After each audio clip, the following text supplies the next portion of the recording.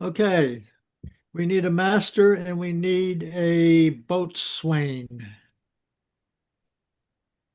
I'll do So, boatswain because I played that role when we did this in school. Oh, okay, here we It's the go. only role I had, and it's about 2 lines. Okay. All right. Well, you're well practiced then. So we need a master. Jump forward or be volunteered. the master. You'll be the master. Okay. Well, let's just do it. So, ladies and gentlemen on YouTube, today we're going to begin The Tempest, and we're basically going to be reading through the whole play. I don't know how long it's going to take us. Certainly some sessions. And then after we've read through it all, we're going to go back and we're going to spend more time between scenes talking about what we've read. That being said, we are on with The Tempest. I will read the thing. A tempestuous noise of thunder and lightning heard. Enter a shipmaster and a boatswain. Master. Awesome. Here, master, what cheer? Good. Speak to the mariners. Fall to it yearly, or we run ourselves aground. Bestir, bestir. Hi, my hearts, cheerily, cheerily, cheerily to my hearts. Yar, yar, take in the topsail, tend to the master's whistle, blow till thou burst thy wind if room enough. Okay, so I'll be Alonzo. We've got a boatswain. We need an Antonio. I'll be Antonio. Okay, we need a Gonzalo. I'll do Gonzalo again. You'll do Gonzalo. Okay, on we go. So what did I say that I would be? Alonzo. I said I'd be Alonzo. Excuse me. Okay, so enter Alonzo, Sebastian, Antonio, Ferdinand, Gonzalo, and others. Alonzo. Good boatswain, have care. Where's the master? Play them in. I pray now, keep below. Where's the master, boatswain? Do you not hear him? You mar our labor. Keep your cabins. You do assist the storm. Nay, good. Be patient. When the sea is, hence, what cares these roars for the name of king? To cabin, silence, trouble us not. Good. Yet remember whom thou hast aboard. None that I love more than myself. You are a counselor. If you can command these elements to silence and work the peace of the present, we will not hand a rope more. Use your authority. If you cannot, give thanks you have lived so long and make yourselves ready in your cabin for the mischance of the hour, if it so hap. Surely, good hearts, out of the way, I say. I have great comfort from this fellow. Methinks he hath no drowning mark upon him. His complexion is perfect gallows. Stand fast, good fate, to his hanging. Make the rope of his destiny our cable, for our own doth little advantage. If he be born to be hanged, our case is miserable. Down with the topmast, yar, lower, lower, bring her try to the main course. A plague upon this howling, they are louder than the weather or our office. Okay, Yet so again, what do you hear? Shall we give o'er and drown? Have you a mind to sink? Shall I take Sebastian? sure. A pox your throat, you bawling, blasphemous, incharitable dog. Work you then. Hang, cur, hang, you whoresome, insolent noisemaker. We are less afraid to be drowned. That's you I are. have to step out for a minute. Okay. Okay. She's the boatswain, right? I'll warrant him for drowning, though the ship were no stronger than a nutshell, and as leaky as an unstaunched wench. Lay her a hold, a hold. Set her two courses off to sea again. Lay her off. Enter mariners. Wet. Wet. Okay. All lost to prayers, all lost. What? Must our mouths be cold? King and the prince at prayers, let's assist them. for our case is as theirs. I'm out of patience. We are nearly cheated of our lives by drunkards. This why chop rascal. Would thou mightest lie drowning the wash of 10 tides? He'll be hanged yet, though every drop of water swear against it and gape at wids to glut him. Mercy on us, we split, we split. Farewell, my wife and children. Farewell, brother. We split, we split, we split. Let's all sink with the king. Let's take leave of him. Now would I give 1,000 furlongs of sea for an acre of barren ground, long heath, brown furs, anything. The wills above be done, but I would fain die a dry death. Okay. Excellent. Now we have a change of scene here, and we need a Prospero. Someone please I'll step. take I Ross. do. It'll be Okay, Prospero. Prospero and a Miranda. Well, Oh, Well- so is Miranda. Okay. Enter Prospero and Miranda. We've now left the ship and we're going to, I believe, an island. Okay, Miranda. if by your art, my dearest father, you have put the wild waters in this roar, allay them. The sky, it seems, would pour down stinking pitch, but that sea, mounting to the welcome's cheek, dashes the fire out. Oh, I've suffered with those that I saw suffer. A brave vessel, who had no doubt some noble creature in her, dashed all to pieces. Oh, the cry did knock against my very heart. Poor souls, they perished. Had I been any god of power, I would have sunk the sea within the earth or air. It should the good ship so have swallowed, and the frightening souls within her. Be collected, no more amazement. Tell your piteous heart there's no harm done. Oh, woe the day! No harm. I've done nothing but in care of thee, my dear one, thee, my daughter, who art ignorant of what thou art, not knowing of whence I am, nor that I am more better than Prospero, master of a full poor cell, and thy no greater father. More to know, did never meddle with my thoughts. 'Tis time I should inform thee further. Lend thy hand and pluck my magic garment from me. So, lie there, my art, wipe thou thine eyes, have comfort. The direful spectacle of the wreck, which touched the very virtue of compassion in thee, I have with such provision in my art, so safely ordered, that there is no soul, no, not so much perdition as an hair, betid to any creature in the vessel, which thou heardest cry, which thou sawest sink.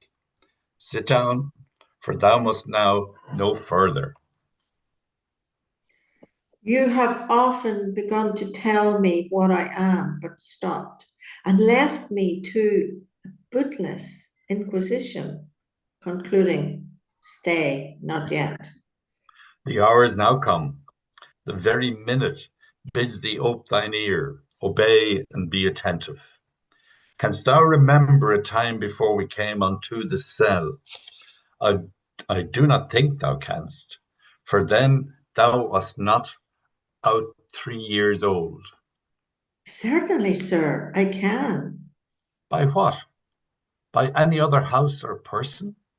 Of anything the image tell me, that hath kept with thy remembrance. 'Tis far off and rather like a dream than an assurance that my remembrance warrants.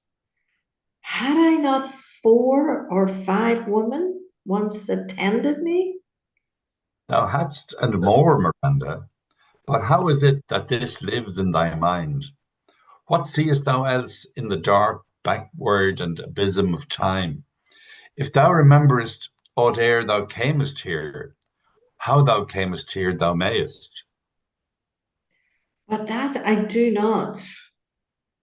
12 years since, Miranda, 12 years since, thy father was the Duke of Milan and a prince of power.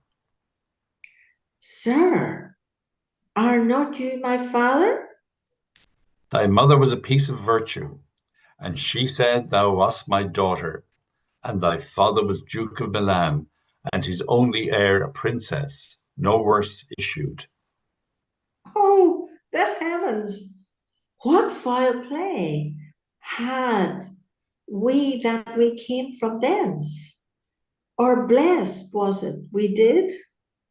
Both, both, my girl, by foul play, as thou sayest, were we heaved thence, but blessedly holp together.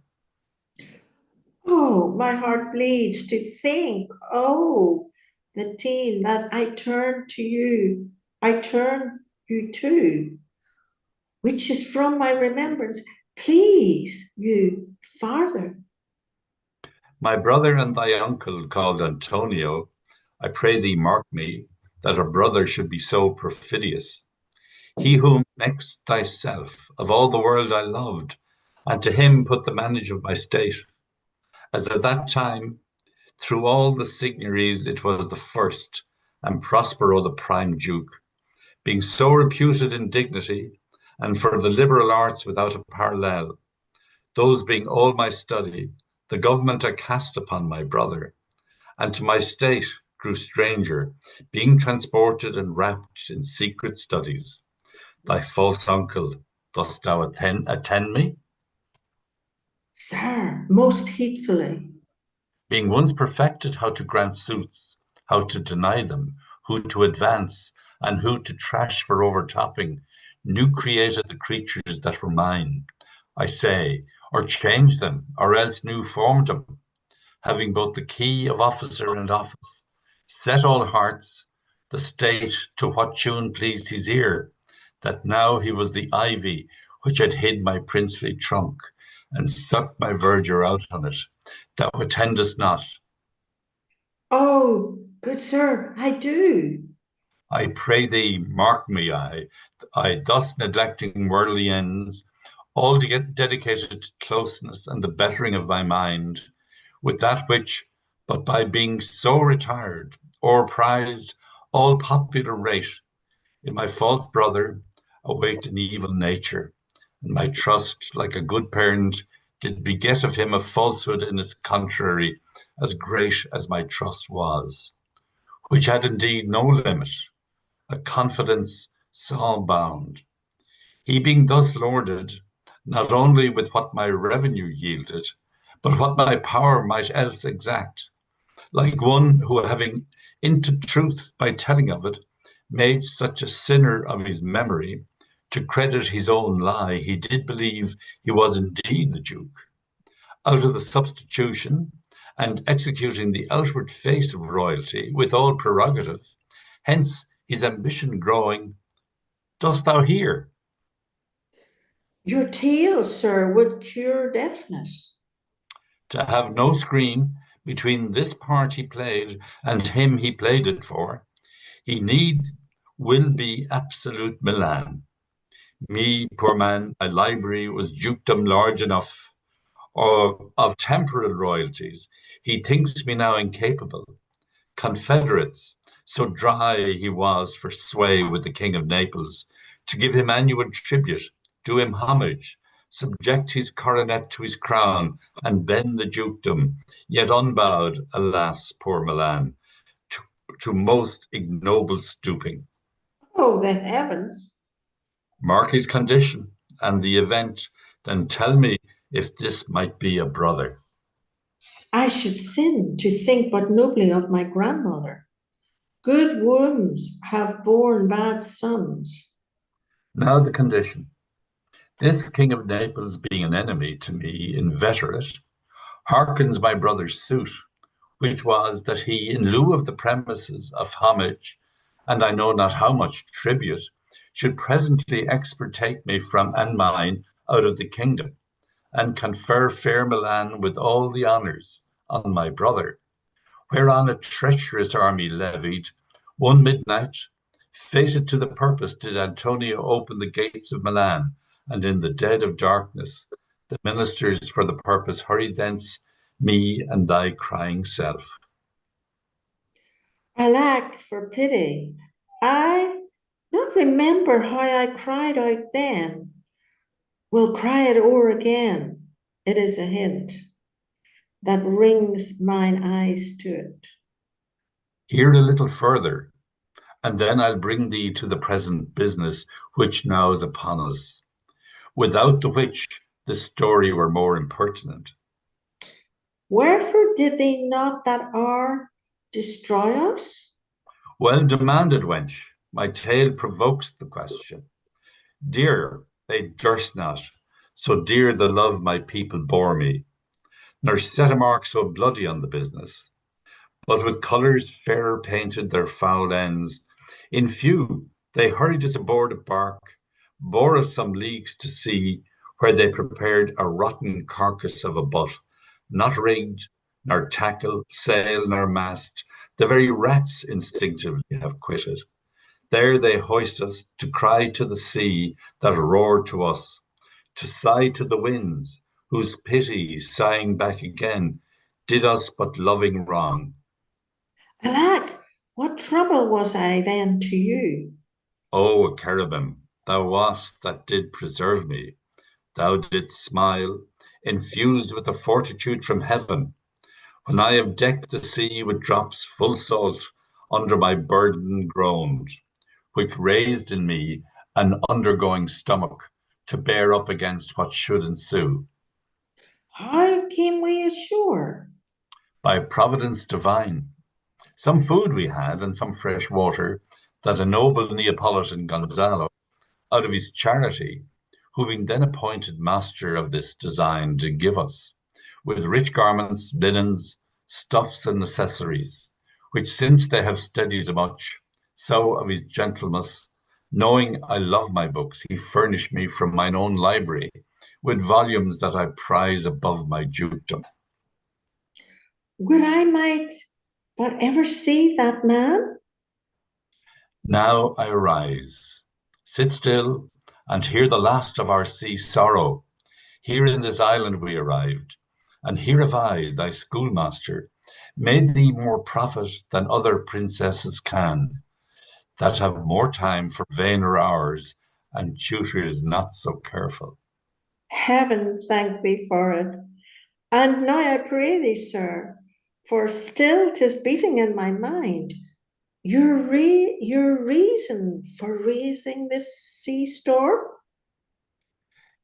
No, thus far north, by accident most strange, bountiful fortune, now, my dear lady, hath mine enemies brought to this shore, and by my prescience I find my zenith doth depend upon a most auspicious star, whose influence, if now I court not but omit, my fortunes will ever after drew. Here cease more questions, thou art inclined to sleep, 'tis a good dullness, and give it way, I know thou canst not choose. Come away, servant, come, I am ready now, approach my Ariel, come. Enter Okay, Ariel. so we need an aerial. Someone. Who's in there? Des, you're silenced.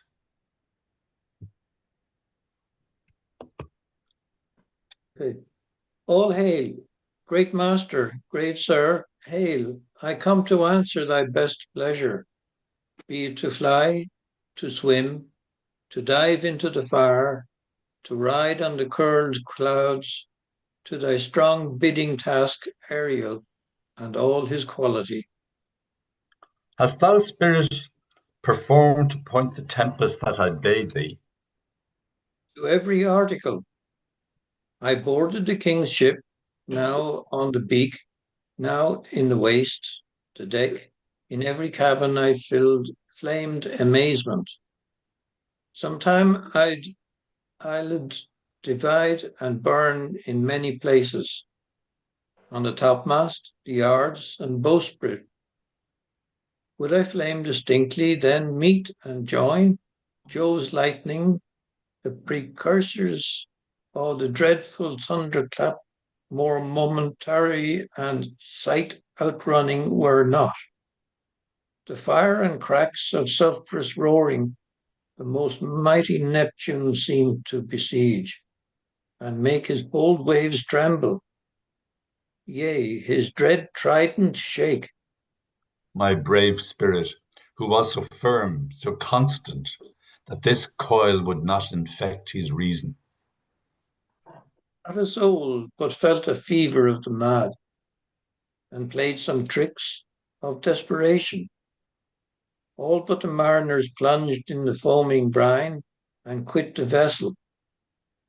Then all afire with me the king's son Ferdinand, with hair upstaring, then like reeds, not hair, was the first man that leaped, cried, Hell is empty, and all the devils are here.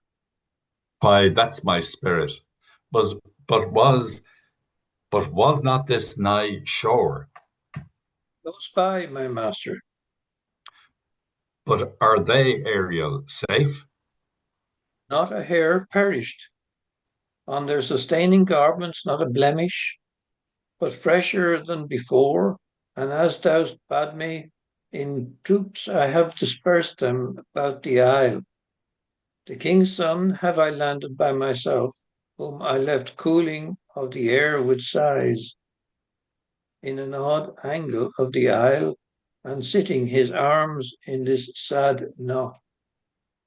Of the king's ship, the mariners, say how thou hast disposed, and all the rest of the fleet. Safely in harbour is the king's ship, in the deep nook where once thou calledst me up at midnight to fetch dew from the still vexed Bermoothes. There she's hid. The mariners all under hatches stowed, whom with a charm joined to their suffered labor,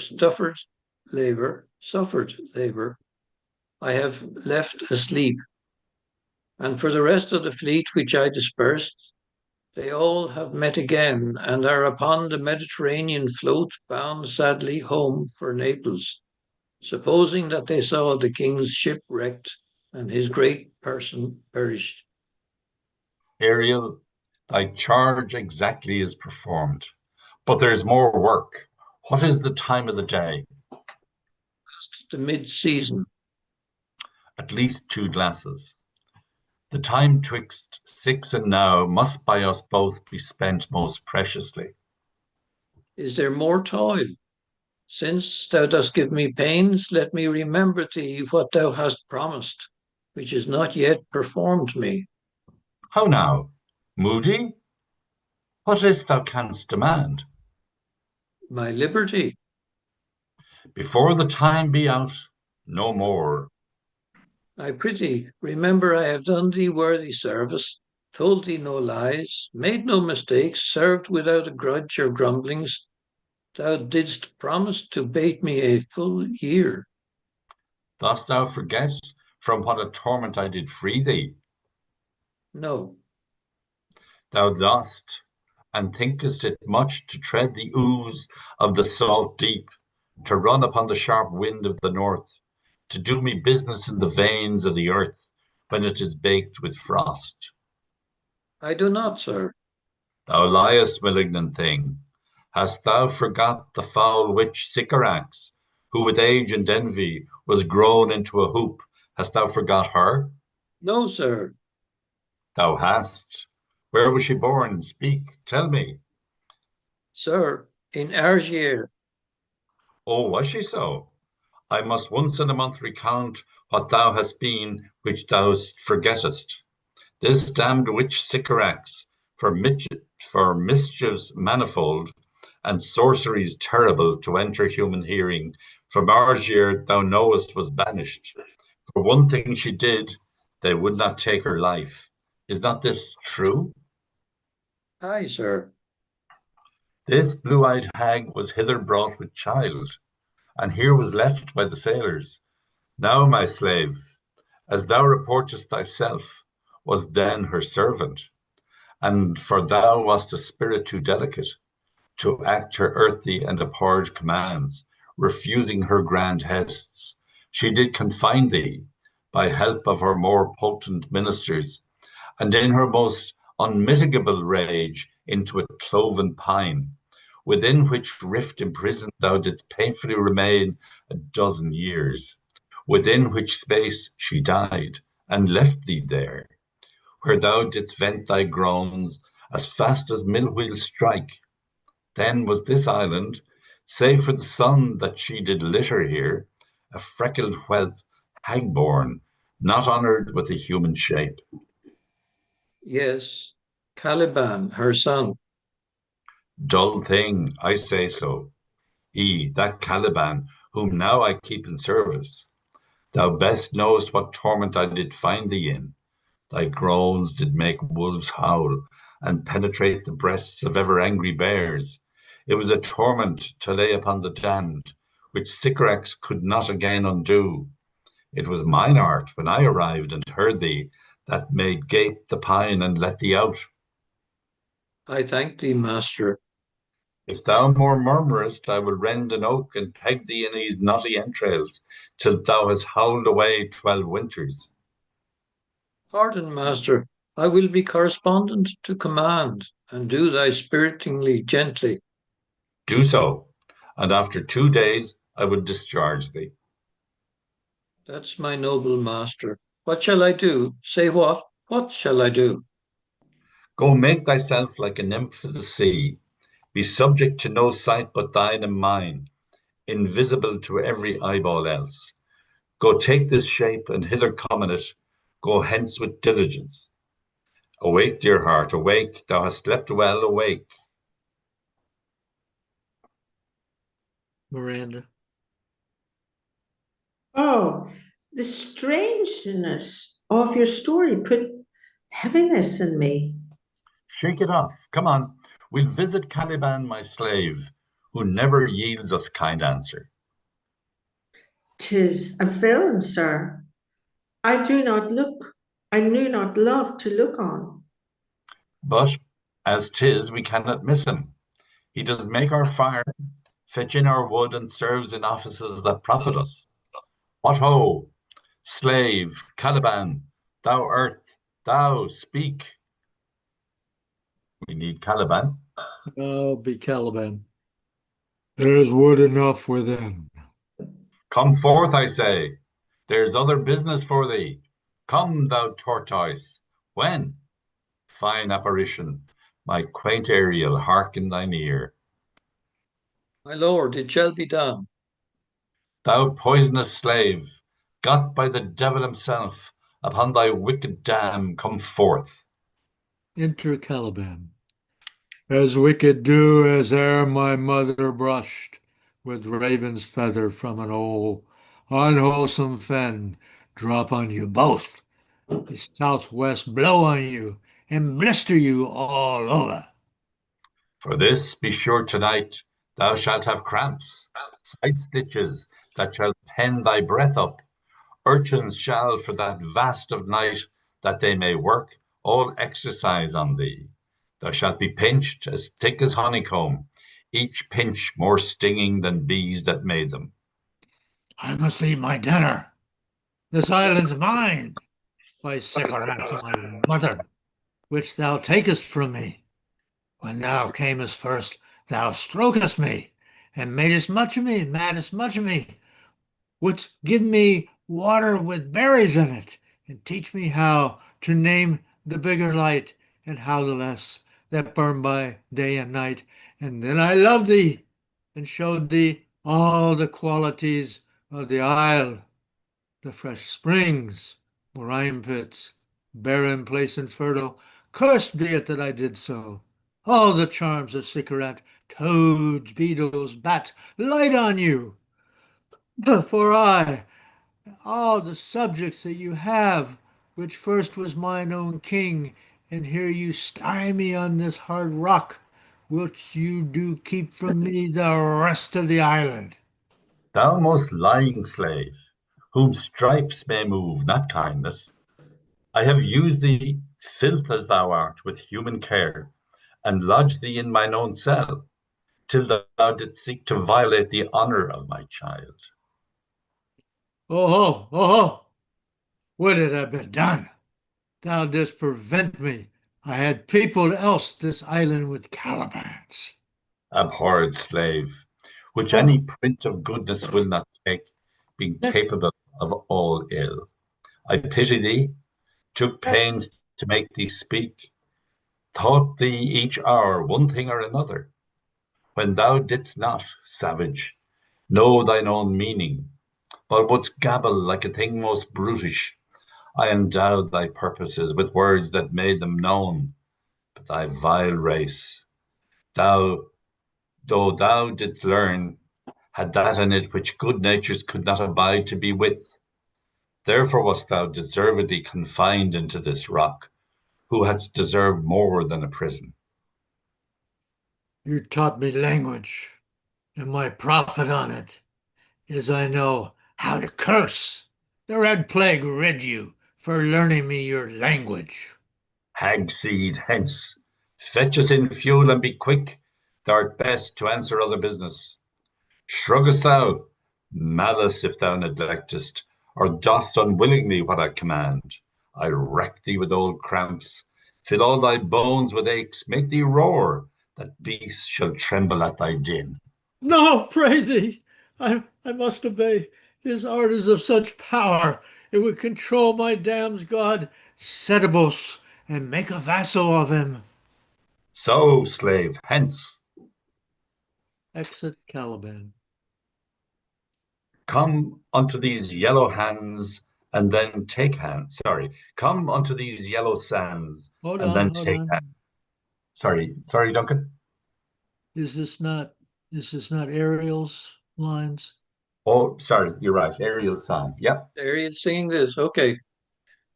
Come unto these yellow sands, and then take hands, curtsied when you have, and kissed the wild waves whist, footed featly here and there, and sweet sprites bear the burden. Hark, hark! Burden, bow wow dispersedly, the watchdogs bark. Burden, bow wow dispersedly. Hark, hark, I hear the strain of strutting chanticleer cry. Cock-a-diddle-doo. Then we have a Ferd. Are you back, Katrina? Ferdinand. Oh, okay. Katrina, are you here? You're mute. You're mute, Yeah. Katrina. Yeah, Katrina, take Ferd's I'll be Ferd's Ferdinand. part. Mhm. Ferdinand. Where should this music be? In the air or the earth? It sounds no more. And sure, it waits upon some god of the island, sitting on a bank weeping again. The king, my father's wreck. This music crept by me upon the waters, allaying both their fury and my passion with its sweet air. Thence I have followed it, or it hath drawn me rather, but 'tis gone. No, it begins again. Ariel. I'm getting lost. Ariel You, sings at you the, need to sing for us, Des. yes, Full fathom 5. yes. Oh, here we are. Hey, sorry, beg your pardon again. Full fathom 5, thy father lies, and of his bones are coral made. Those are pearls that were his eyes, nothing of him that doth fade, but doth suffer a seat change into something rich and strange. Seen him sourly ring his knell. Ding dong. Hark! Now I hear them. Ding dong bell. The ditty does remember my drowned father. This is no mortal business, nor no sound that the earth owes. I hear it now above me. The fringe curtains of thine eye advance, and say what thou seest yond. What is it? A spirit? Lord, how it looks bright. Believe me, sir, it carries a brief form. But 'tis a spirit? No, wench. It eats and sleeps, and hath such senses as we have such. This gallant, which thou seest, was in the wreck, but he's something stained with grief. That's beauty's canker. Thou mightst call him a goodly person. He had lost his fellows, and strays about to find 'em. I might call him a thing divine, for nothing natural I ever saw so noble. It goes on, I see, as my soul prompts it. Spirit, fine spirit, I'll free thee within 2 days for this. Most sure the goddess on whom these airs attend, vouchsafe my prayer, may know if you remain upon this island, and that you will some good instruction give how I may bear me here. My prime request, which I do last pronounce, is, oh, you wonder if you be maid or no. No wonder, sir, but certainly a maid. My language, heavens, I am the best of them that speak this speech where 'tis spoken. How? The best? What wert thou, if the King of Naples heard thee? A single thing as I am now, that wonders to hear thee speak of Naples. He does hear me, and that he does I weep. Myself am Naples, who with mine eyes never since at ebb beheld the king my father wrecked. Alack, for mercy. Yes, faith, and all his lords, the Duke of Milan and his brave son being twain. The Duke of Milan and his more braver daughter could control thee, if now 'twere fit to do it. At the first sight, they have changed eyes. Delicate area, I'll set thee free for this. A word, good sir. I fear you have done yourself some wrong. A word. Why speaks my father so ungently? This is the third man I e'er saw, the first I e'er sighed for. Pity move my father to be inclined my way. Oh, if a virgin and your affection not gone forth, I'll make you the Queen of Naples. Soft, sir. One word more. They are both in either's powers, but this swift business I must uneasy make, lest too light winning make the prize light. One word more, I charge thee that thou attend me. Thou dost here usurp the name thou owest not, and hast put thyself upon this island as a spy, to win it from me, the lord on it. No, as I am a man. There is nothing ill can dwell in such a temple. If the ill spirit have so fair a house, good things will strive to dwell in it. Follow me. Speak not you for him, he's a traitor. Come, I'll manacle thy neck and feet together. Sea water shalt thou drink. Thy food shall be the fresh brook mussels, withered roots and husks, wherein the acorn cradle. Follow. No, I will resist such entertainment till mine enemy has more power. Oh, dear father, make not too rash a trial of him, for he's gentle and not fearful. What? I say my foot, my tutor. Put thy sword up, traitor. Who makest a show, but darest not strike? Thy conscience is so possessed with guilt.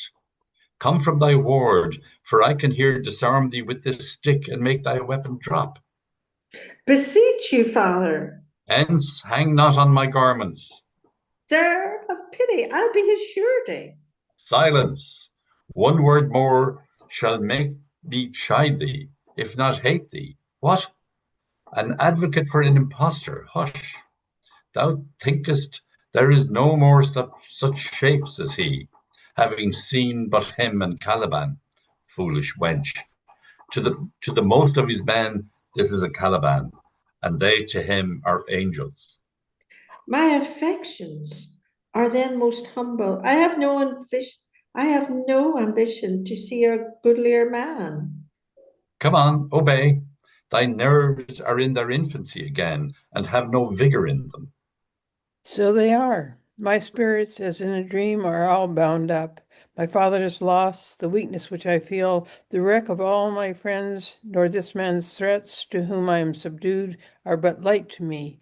Might I but through my prison once a day behold this maid, all corners else of the earth let liberty make use of, space enough have I in such a prison. It works. Come on, thou hast done well, fine Ariel. Follow me. Hark, what thou else shall do me. Be of comfort. My father's of a better nature, sir, than he appears by speech. This unwanted which now came from him. Thou shalt be as free as mountain winds, but then exactly do all the points of my command. Do the syllable. Come, follow, speak not for him. All right, so we're up to Act 2, Scene 1. We need a Gonzalo. We need a Sebastian. Well, let's go. Who shall do Gonzalo? I was Antonio, but maybe there's only. You're doing it, Sylvia? Yeah, I can do it. I was Antonio before. I'll do Gonzalo. You do Gonzalo, okay. And Alonso, is it Alonso? We need Yeah, do Alonso. okay, very good. And a Sebastian. I took him before. I'm happy to take Sebastian again. Okay, and I guess that leaves me with Antonio, is that correct? And Gonzalo, No, I'm Gonzalo. Francisco. Yeah, Sylvia's Gonzalo. And Sorry. no, not a problem. And I'm Antonio, correct? We have Adrian and Francisco also. Oh, Katrina. you Yeah, mean- I can, where does he come in? Must there. be later Okay. on. I see. Okay, all right. So here we go. Act 2, Scene 1. Another part of the island. Enter Alonso, Sebastian, Antonio, Gonzalo, Adrian, Francisco, and others. Beseech you, sir, be merry. You have cause. So have we all of joy, for our escape is much beyond our loss. A hint of woe is common every day. Some sailor's wife, the masters of some merchant, and the merchant have just our theme of woe. But for the miracle, I mean our preservation, few in millions can speak like us. Then wisely, good sir, weigh our sorrow with our comfort. E. Peace. He receives comfort like cold porridge. The visitor will not give him or so. Look, he's winding up the watch of his wit. By and by it will strike.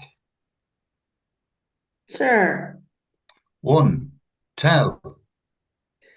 when every grief is entertained that's offered, comes to the entertainer. $1. Dollar comes to him indeed. You have spoken truer than you purposed. You have taken it wiselier than I meant you should.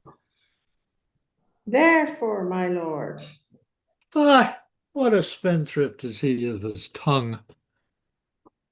E. Spare. well, I have done, but yet He will be talking. Which of he or Adrian for a good wager first begins to crow? The old cock. The cockerel, Done. The wager? a laughter.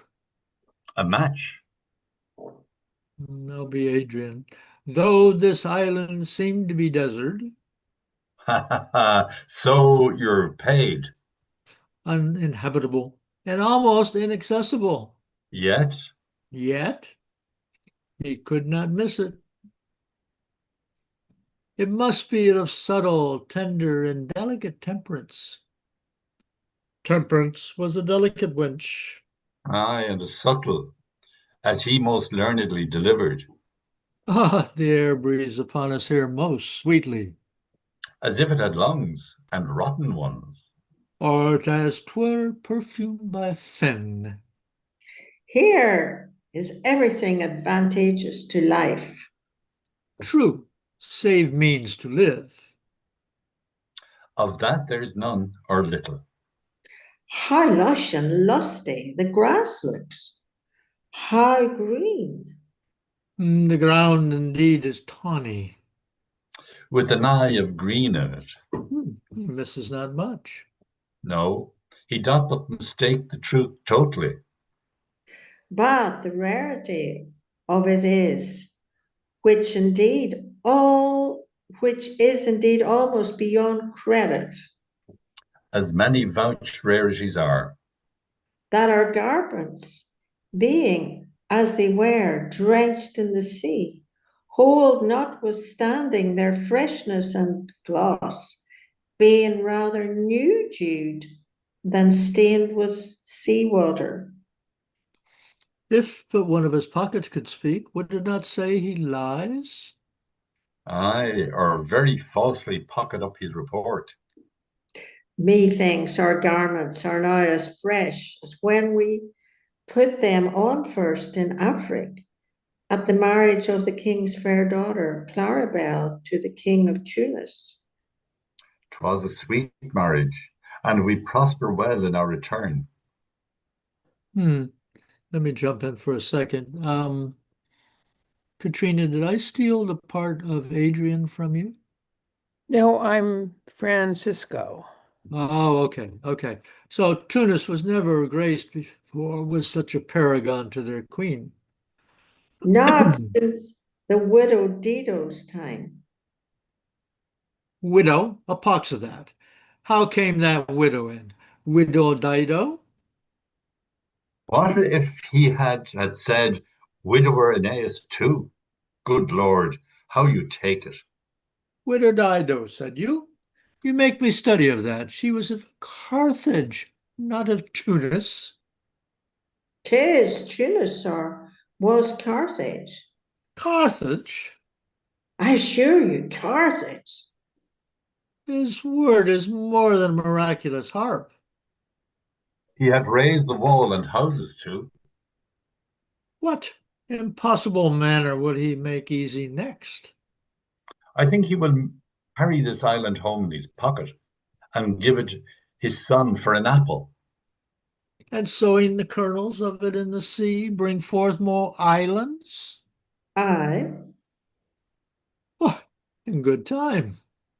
sir, we were talking about that garments seem now as fresh as when we were in Tunis at the marriage of your daughter, who is now queen. And the rarest that e'er came there. Bait, I beseech you, widow Dido. Oh, Widow Dido, aye, Widow Dido. It is not, sir, my doublet as fresh as the first day I wore it. I mean, in a sort. That sort was well fished for. When I wore it at your daughter's marriage. You ground these words into mine ears against the stomach of my sense. Would I had never married my daughter there. For coming thence, my son is lost, and in my rate she too, who is so far from Italy removed, I ne'er shall see her. O thou mine heir of Naples and Milan, what strange fish had made his meal on thee? Sir, he may live. I saw him beat the surges under him and ride upon their backs. He trod the water whose enmity he flung aside, and breasted the surge most swollen that met him. His bold head above the contentious waves he kept, and oared himself with his good arms in lusty stroke to the shore that o'er his wave-worn basis bowed, as stooping to relieve him, I no doubt he came alive to land. No, no, he's gone. Sir, you may thank yourself for this great loss. That would not bless our Europe with your daughter, but rather lose her to an African, where she at least is banished from your eye, who hath cause to wet the grief on it. Peace. You were kneeled to, and importuned otherwise, by all of us, and the fair soul herself, weighed between loathness and obedience, at which end of the beam should bow. We have lost your son, I fear forever. Milan and Naples have more widows in them of this business's making than we bring men to comfort them. The fault your own. So is it, dearest, o thy loss? My Lord Sebastian, the truth you speak does lack some gentleness, and time to speak is in it. You rub the sore when you should bring the plaster. Very well.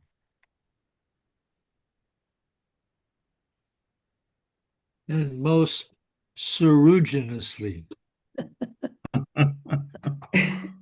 It is foul weather in us all, good sir, when you are cloudy. Foul weather? Very foul. Had I plantation of this isle, my lord, He soweth it with nettle seed. Or jocks, or mallows? and were the king on it, what would I do? Escaping drunk for want of wine? I, the commonwealth, I would by contraries execute all things. For no kind of traffic would I admit, no name of magistrate. Letters should not be known, riches, poverty, and use of service, none. Contract, succession, born, bound of land, tithe, vineyard, none. No use of metal, corn or wine or oil, no occupation. All men idle, all women too, but innocent and pure, no sovereignty.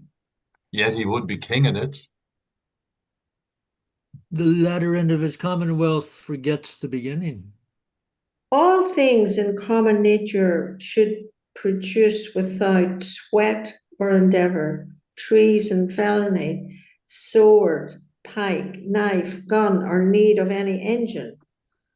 Would I not have, but nature should bring forth of its own foison all abundance to feed my innocent people. No marrying among the subjects. None, man, all idle, whores and knaves. I would wish with such perfection govern. Sir, 'tis excel the golden age. Save his majesty. Long live Gonzalo! And do you mark me, sir? No more. Thou dost talk nothing to me. I do well, believe your highness, and did it to minister occasion to these gentlemen who are such sensible and nimble lungs that they always used to laugh at nothing. 'Twas you we laughed at. Who is this kind of merry fooling? Am I nothing to you? So you may continue and laugh nothing still. Oh, what a blow was given. And it had not fallen flat long. You're gentlemen of brave metal. You would lift the moon out of her sphere if she would continue in it 5 weeks without changing. Okay. We would so. Sorry. We would so, and then go a bat fouling. Aye, good, my lord, be not angry. No, I warrant you, I will not adventure my discretion so weakly. Will you laugh me asleep? For I am very heavy. Go sleep and hear us. All sleep All so but soon asleep. Orlando, Sebastian, and Antonio. Yeah. What? All so soon asleep? I wish mine eyes would, with themselves, shut up my thoughts. I find they're inclined to do so. Please you, sir, do not omit the heavy offer of it. It seldom visits sorrow. When it doth, it is a comforter. We too, my lord, will guard your person while you take your rest and watch your safety. Thank you. Wondrous heavy. What a strange drowsiness possesses them. It is the quality of the climate. Why doth it not then our eyelids sink? I find not myself disposed to sleep. Nor I, my spirits are nimble.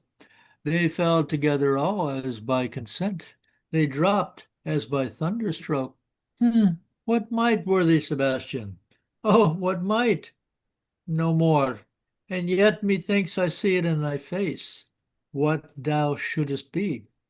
The occasion speaks thee, and my strong imagination sees a crown dropping upon thy head. What?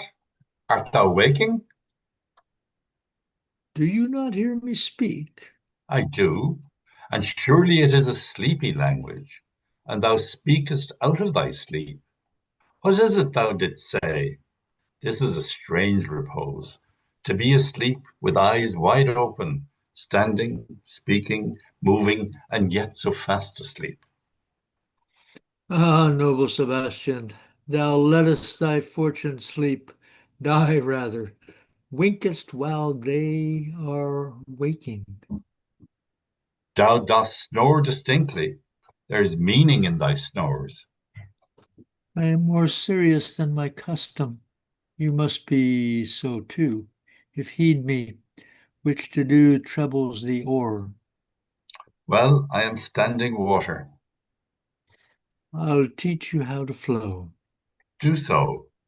To ebb hereditary sloth instructs me. Ah, if you but knew how you the purpose cherish, whilst thus you mock it, how in stripping it you more invest it, ebbing men indeed more often do so near the bottom run by their own fear or sloth. Prithee, stay on. The setting of thine eyes and cheek proclaim a matter from thee, and a birth, indeed, which throws thee much to yield. Thus, sir, although this lord of weak remembrance, this who shall be of as little memory, when he is earthed, hath here almost persuaded, for he is a spirit of persuasion, only professes to persuade the king, his sons alive.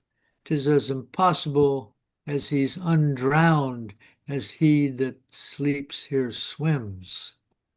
I have no hope that he's undrowned. Oh, and out of that no hope, what great hope have you? No hope that way as another way, so high a hope that even ambition cannot pierce a wink above or beyond.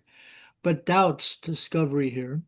Will you grant with me that Ferdinand is drowned? He's gone. Then tell me, who's the next heir of Naples? Claribel. She that is Queen of Tunis, she that dwells 10 leagues beyond man's life, she that from Naples can have no note, unless the sun were post, the man and the moon's too slow, till newborn chins be rough and razorable, she that from whom we all were sea swallowed, though some cast again by that destiny to perform an act whereof what's past is prologue, what to come in yours and my discharge. What stuff is this? How say you? 'Tis true my brother's daughter is Queen of Tunis. So is she heir of Naples. Twixt which regions there is some space. A space, whose every cubit seems to cry out, how shall that Claribel measure us back to Naples? Keep in Tunis. Let Sebastian awake. Say there were death that now has seized them. Why, they were no worse than now they are. There can be that rule, there be that can rule Naples as well as he that sleeps. Lords that can prate as amply and as unnecessarily as this Gonzalo. I myself could make a cough of as deep chat. Oh, that you bore the mind that I do. What? Asleep were this for your advancement. Do you understand me? Methinks I do. And how does your content tender your own good fortune? I remember you did supplant your brother Prospero. True. And look how well my garments sit upon me. Much feather than before. My brother's servants were then my fellows. Now they are my men. But for your conscience. Aye, sir, where lies that? If it were a kibe, 'twould put me to my slipper, but I feel not this deity in my bosom, 20 consciences that stand twixt me and Milan, candid be they, and melt ere they molest. Here lies your brother, no better than the earth he lies upon. If he were that which now he's like that's dead, whom I, with this obedient steel, 3 inches of it, can lay to bed forever, whiles you, doing thus, to the perpetual wink, for I might put this ancient morsel, this Sir Prudence, who should not outbraid our course, for all the rest. They'll take suggestion as a cat laps milk. They'll tell the clock to any business that we say befits the hour. Thy case, dear friend, shall be my precedent. As thou gottest Milan, I'll come by Naples. Draw thy sword. One stroke shall free thee from the tribute which thou payest, and I, the king, shall love thee. Draw together. When I rear my hand, do thee the like to fall it on Gonzalo. Oh, but one word. Music re-enter Ariel and Visible. Ariel? My master, through his art, foresees the danger that you, his friend, are in, and sends me forth, for else his project dies, to keep them living. While you here do snoring lie, open-eyed conspiracy, his time doth take, if of life you keep a care, shake of slumber and beware. Awake, awake. Then let us both be sudden. No, good angels, preserve the king. He wakes Alonso. Why, how now? Ho, awake! Why are you drawn? Wherefore this ghastly looking? What's the matter? Whilst we stood here securing your repose, even now, we hear a hollow burst of bellowing like bulls or other lions. Did it not wake you? It struck my ear most terribly. Alonso. Nothing.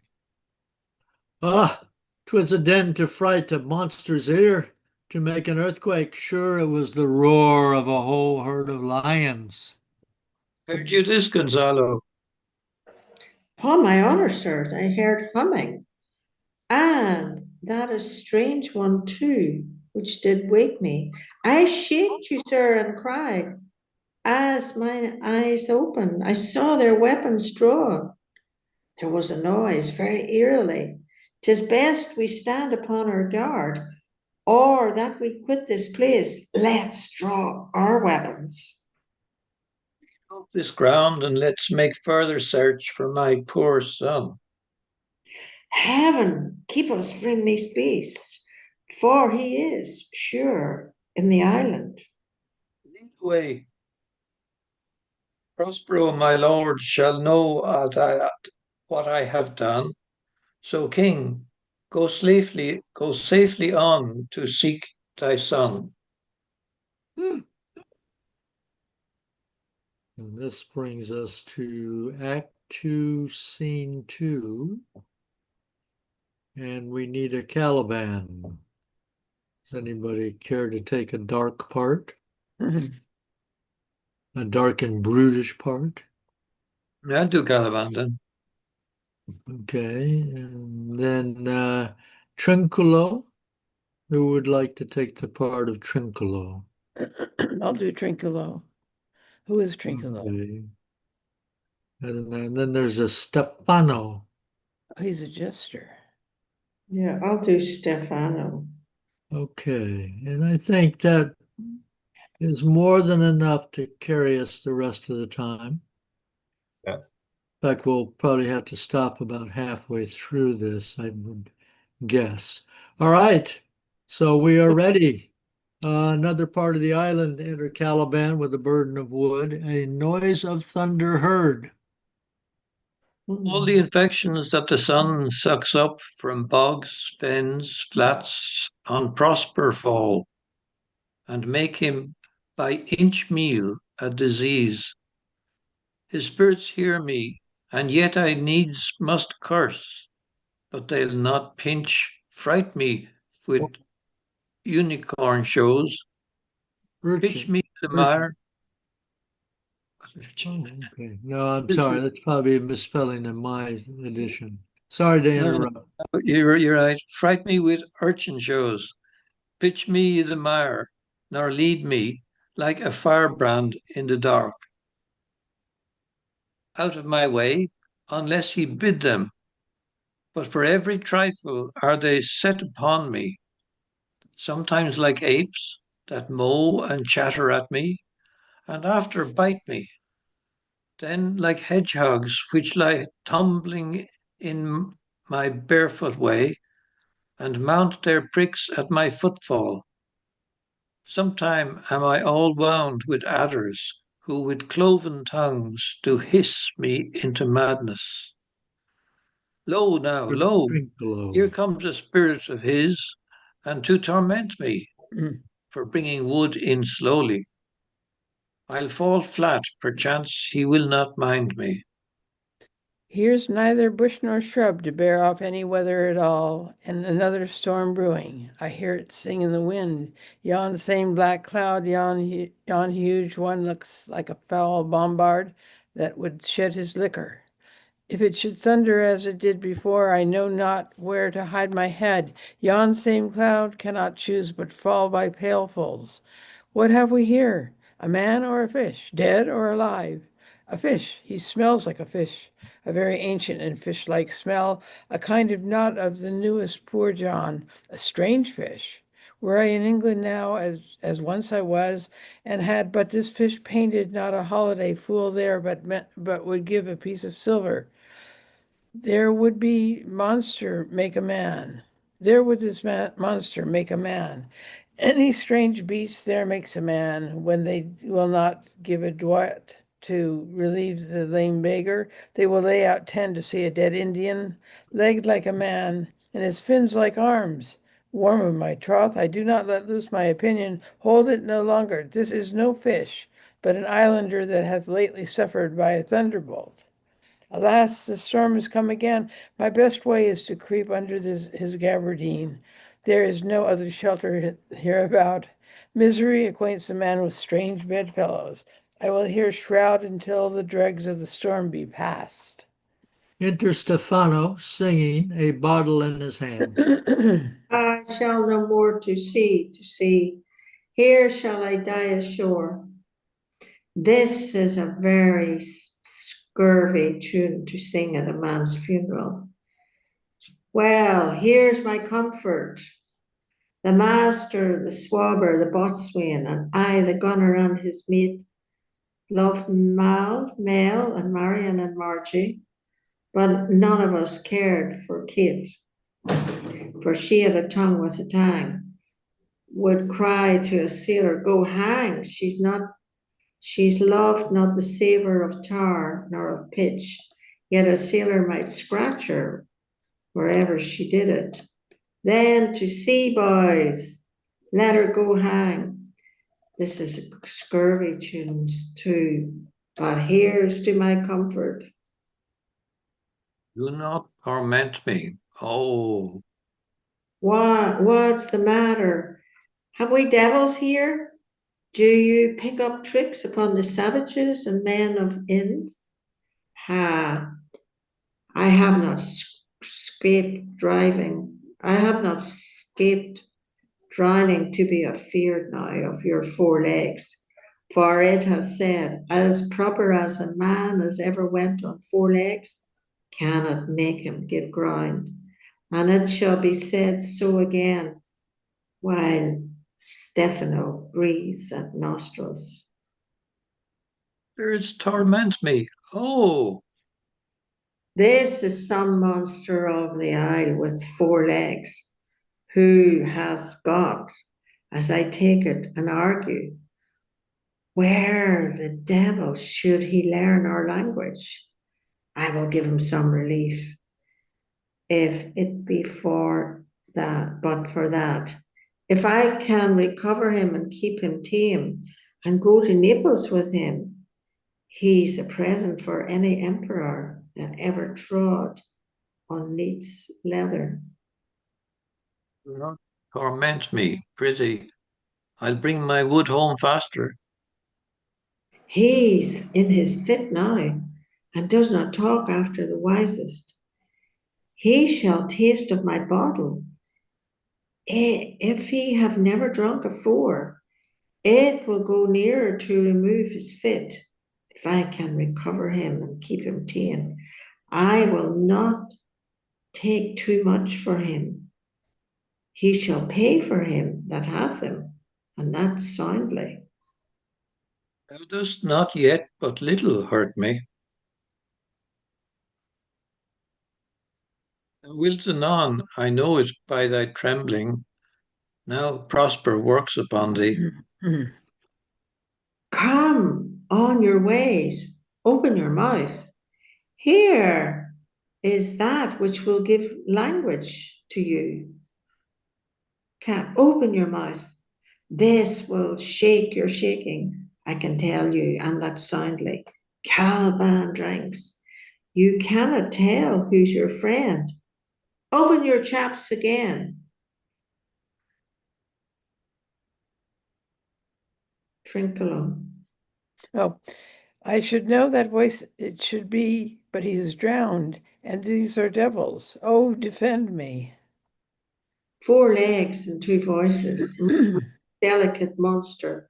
His forward voice is now to speak well of his friend. His backward voice is to utter foul speeches and to detract. If all the wine in my bottles will recover him, I will help his argue. Come, Caliban, a man, I will pour some in thy other mouth. Stefano. Doth thy other mouth call me? Mercy, mercy, this is the devil, and no monster. I will leave him. I have no long spoon. Stefano, if thou beest Stefano, touch me and speak to me, for I am Trinculo. Be not afeard, thy good friend Trinculo. If thou beest, Trinculo, come forth. I'll pull thee by the lesser legs. If any be Trinculo's legs, these are they. He pull. Oh, thou art very Trinculo indeed. How comest thou to be the siege of this moon calf? Cal, he went Trinculo. I took him to be killed with a thunderstroke. But art thou not drowned, Stefano? I hope now that thou art not drowned. Is the storm overblown? I hid me under the dead moon calf's gabardine for fear of the storm. And art thou living, Stefano? Oh, Stefano, 2 Neapolitans escaped. Prithee, Do not turn me about. My stomach is not constant. These be fine things, and if they be not sprites, that's a brave God, and bears celestial liquor. I will kneel to him. How didst thou escape? How comest thou hither? Swear by this bottle how thou camest hither. I escaped upon a butt of sack, which the sailors heaved overboard, by this bottle, which I made of the bark of a tree with mine own hands, since I was cast ashore. I swear upon that bottle to be thy true subject, for the liquor is not earthly. Here, swear then how you escapeth.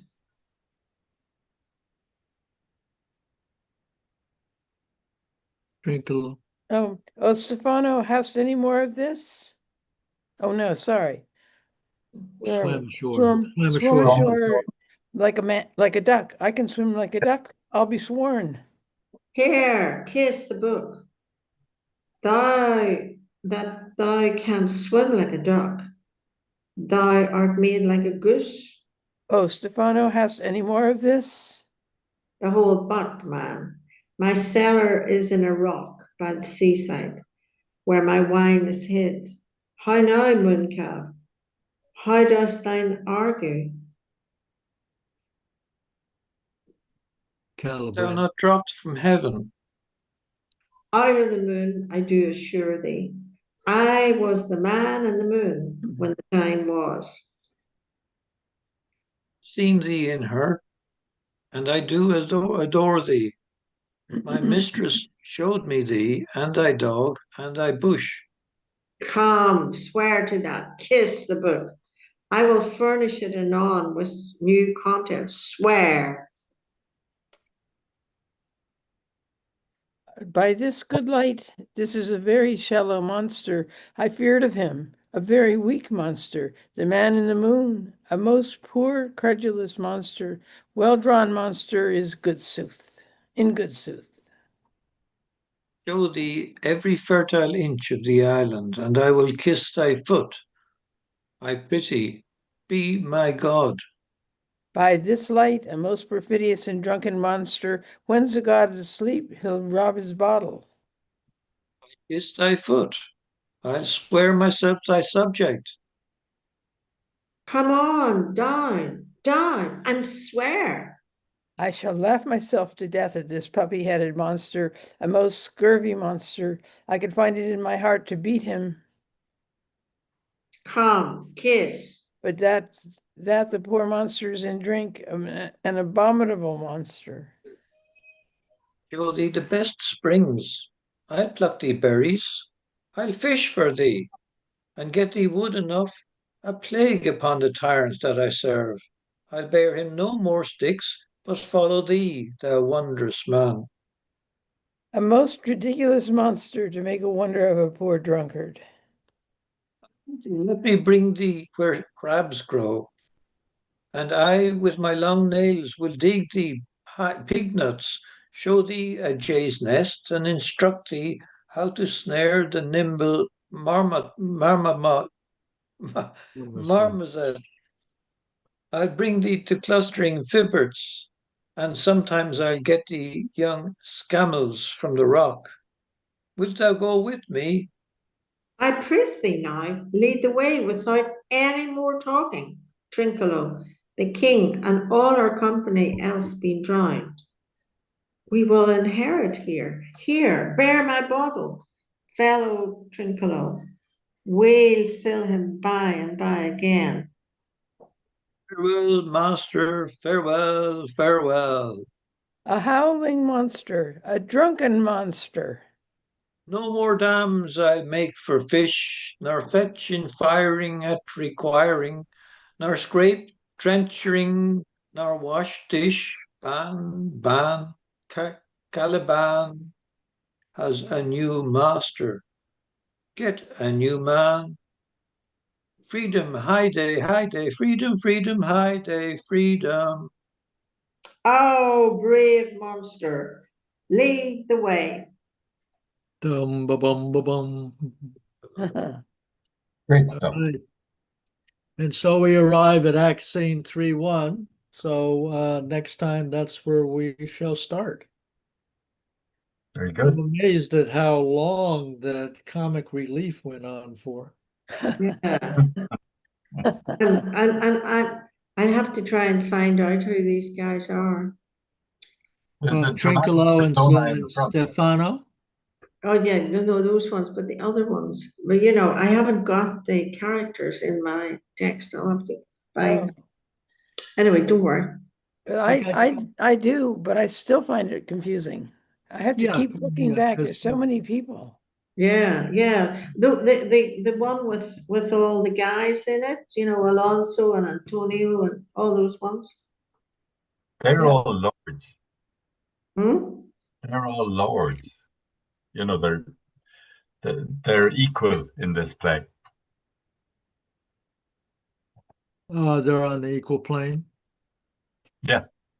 Okay. I mean, the main characters are Alonso, Sebastian, Prospero, Antonio. Mm-hmm.